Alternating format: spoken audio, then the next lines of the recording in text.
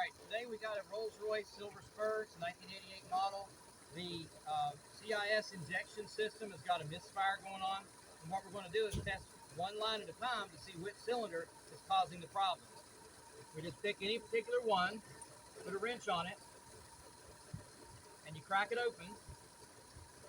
And if the engine slows down like that, that means that it's firing appropriately and it's giving it enough fuel. You tighten it back up, and it levels back out to the level it was before.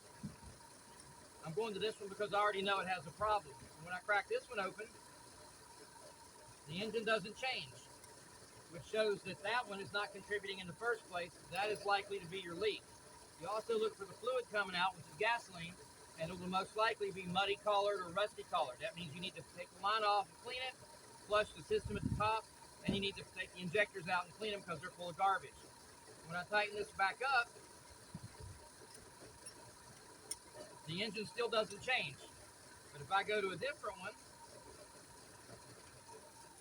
and you can see that the engine started running rougher, that one's contributing to the running of the car.